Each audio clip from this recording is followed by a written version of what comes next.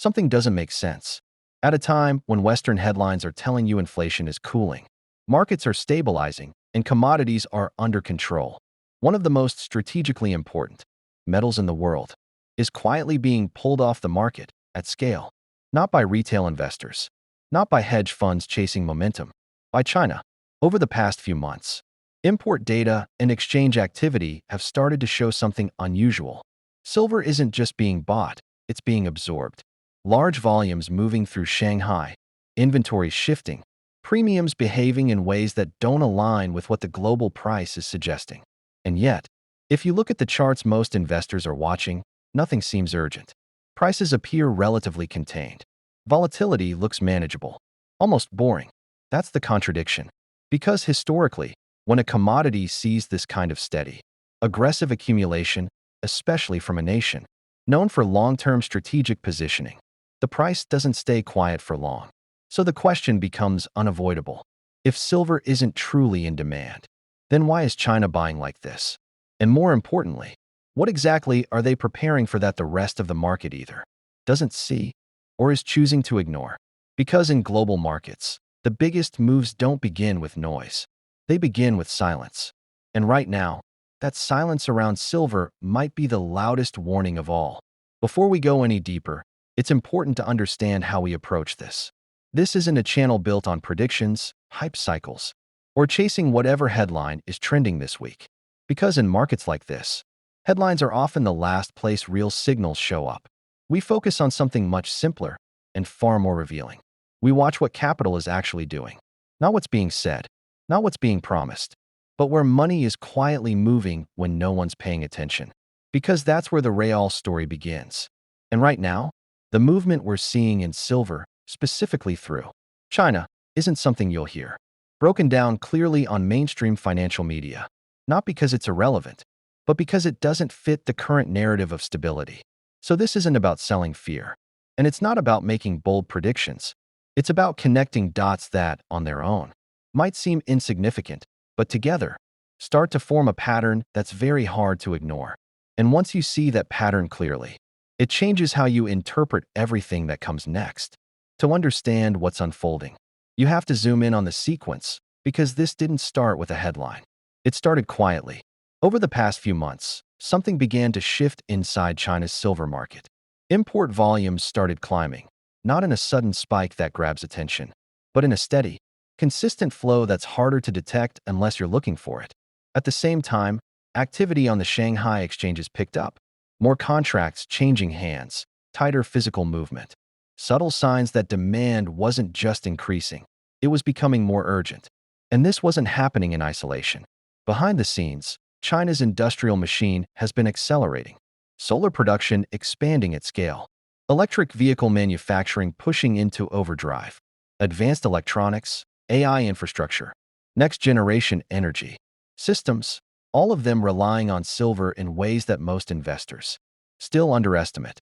Individually, none of these trends are new, but together, they create something different. Because when industrial demand rises at the same time a nation begins quietly increasing its physical intake of a finite resource, it starts to look less like coincidence and more like coordination. What's even more interesting is the timing. This acceleration didn't happen during a crisis. It didn't follow a major price breakout. In fact, it's been unfolding while global markets appear relatively calm on the surface, which raises a more uncomfortable question. Is China reacting to something already happening beneath the system, or positioning ahead of something the rest of the world hasn't fully recognized yet? But here's where the story starts to break. Because while all of this demand is quietly building in the East, the price of silver in Western markets isn't reacting the way it normally would. It's not collapsing, but it's not breaking out either. It's just sitting there, controlled, contained. And that's unusual. Historically, when a commodity sees sustained physical demand, especially from a major global player, you expect pressure to show up in price discovery. But that pressure feels muted, almost delayed. Now layer something else on top of that. The volume of silver being traded on paper markets, futures, derivatives, leverage positions, is massive. In many cases, it dwarfs the amount of physical silver that actually exists and can be delivered. Contracts change hands rapidly. Prices move in small increments, and yet the underlying metal continues to be quietly absorbed elsewhere. So you end up with two parallel realities. In the East, physical silver is being accumulated, moved, and increasingly tied to real industrial use. In the West, silver is still largely treated as a tradable instrument, something to speculate on, rather than secure. And despite this growing divergence, there's very little mainstream attention on it. No urgency, no deep analysis, just surface-level commentary that suggests everything is functioning as expected. But that's the tension. Because when demand rises, supply tightens, and price doesn't respond proportionally. It forces a more uncomfortable question. Is the market simply slow to react? Or is something actively distorting the way silver is being priced? To understand what might be happening, you have to separate two versions of the same market. On one side, there's physical silver, the actual metal that gets mined, refined, shipped, and used in real-world applications. It's finite, difficult to scale quickly, and increasingly tied to industrial systems that can't function without it. On the other side, there's paper silver, contracts, derivatives, synthetic exposure, financial instruments that represent silver, but don't necessarily require immediate delivery of the metal itself. These markets are deep, liquid, and highly efficient at setting price, at least on the surface. But here's where the disconnect begins to emerge. Because when paper volume expands far beyond physical availability, price can start reflecting trading activity more than actual scarcity. In other words, the signal gets diluted. Now add incentives into the equation. Stable silver prices benefit a lot of players. Industrial consumers avoid cost spikes.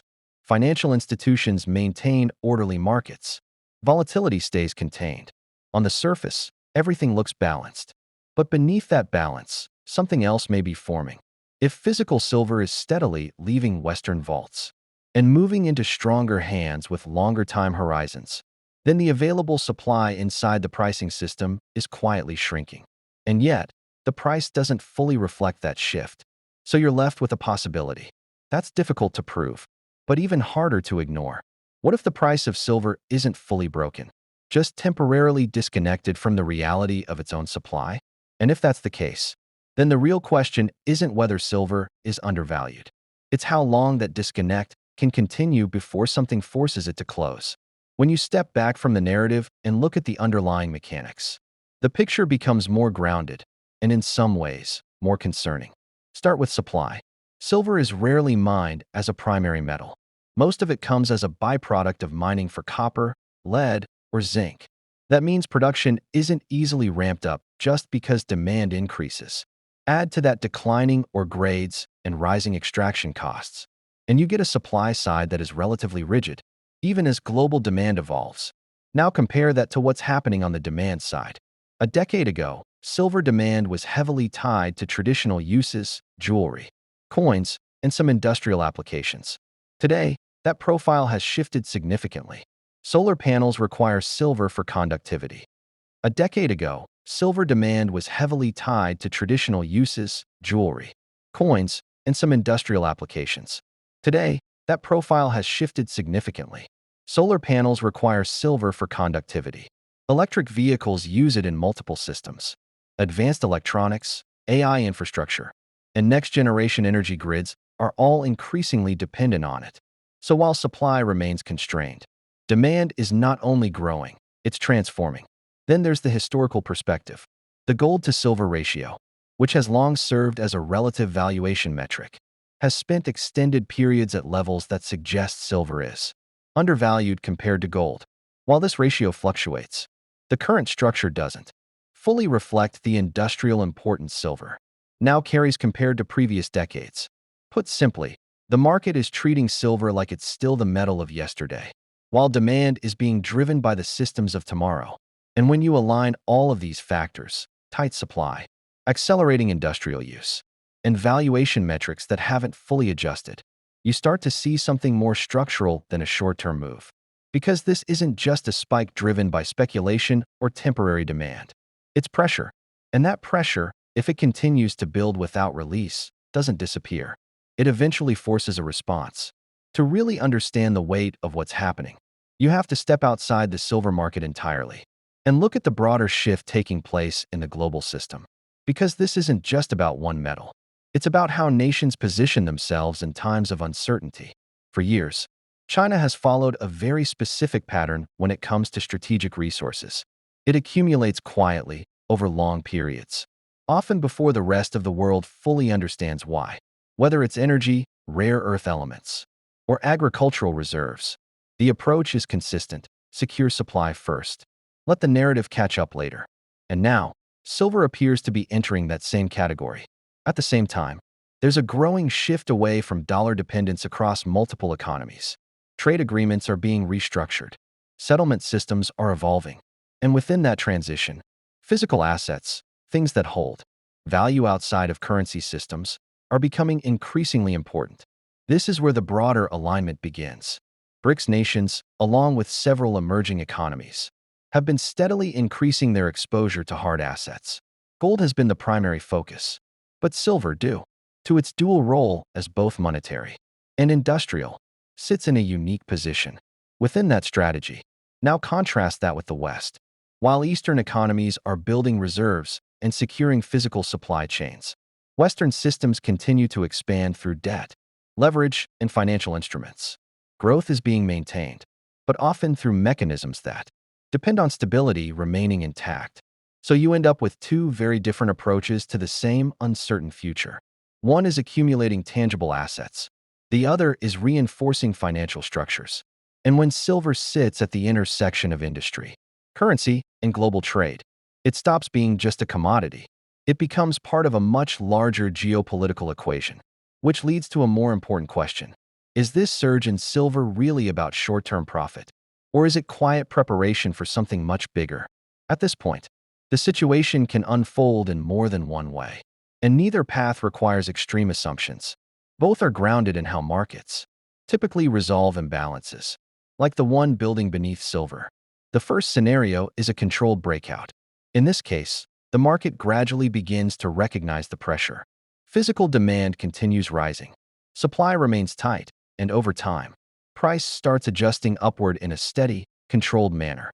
No panic, no shock event, just a slow repricing as reality catches up with perception. In that environment, early positioning matters. Investors who moved before the narrative shifted benefit from the gradual climb, while the broader market adapts without disruption. It's orderly, almost quiet, and by the time it becomes obvious, much of the opportunity has already passed. The second scenario is less controlled. Here, the disconnect between paper markets and physical supply reaches a breaking point. A shortage emerges, suddenly visible, impossible to ignore. Delivery pressures rise, confidence in synthetic exposure weakens, and price discovery becomes chaotic. Instead of a smooth transition, you get a sharp repricing. Volatility spikes. Participants rush to secure what's limited, and the market moves not with precision, but with urgency. Importantly, neither of these outcomes is unrealistic. Both have historical precedent. Both align with the conditions forming now. The real tension lies in what separates them, because the difference between a controlled breakout and a violent repricing isn't just structure, it's timing. And timing, in markets like this, is the one variable no one can fully predict. So what does all of this actually mean when you bring it back to your own positioning? For long-term investors, the key question isn't whether silver will move. It's whether the accumulation phase is still open. And based on everything we've walked through, there's a strong argument that it is. The disconnect between physical demand and price suggests that the market hasn't fully adjusted yet. But how you gain exposure matters. Because in a system where paper and physical can diverge, owning something that depends on delivery versus something that is the asset becomes a meaningful distinction. For short-term traders, the environment is different. This isn't about slow accumulation, it's about reading signals. Volatility may not have fully arrived yet, but the conditions for it are forming. Inventory levels, physical premiums, and continued flows through China all become indicators of pressure building beneath the surface. When those signals start aligning, movement can accelerate quickly. But across both approaches, one principle stays consistent. This isn't a market that rewards emotional reactions. It rewards positioning. Because by the time silver becomes obvious to everyone, the advantage won't come from recognizing the move. It will come from understanding it before it fully unfolds. When you slow everything down, strip away the noise, and just observe what's actually happening, the contrast becomes difficult to ignore. On one side, you have a system that still appears stable, prices moving within range, narratives reinforcing calm, markets behaving as if everything is understood. On the other side, you have silent movement, physical silver being accumulated, strategic positioning unfolding without announcement, decisions being made that suggest a longer timeline, one that isn't reacting to headlines, but anticipating what comes after them. China is acting. The West, for the most part, is still watching. And history has a pattern when it comes to moments like this. The biggest shifts don't arrive with warnings that everyone agrees on. They build quietly, often dismissed in real time, until the pressure reaches a point where it can no longer stay contained. Markets don't break suddenly. They shift, gradually, invisibly, until one moment, they don't. And when that transition happens, it doesn't feel like the beginning of a move. It feels like the realization that the move has already been underway for far longer than most people understood. So the real question isn't whether silver will eventually reflect what's happening beneath the surface. It's whether recognition will come early enough to matter. Because by the time the full story is visible in price, you're no longer discovering the opportunity. You're reacting to it. And by then, the only thing left to decide is this: were you paying attention while it was unfolding? Or did you only start listening once it was already too late?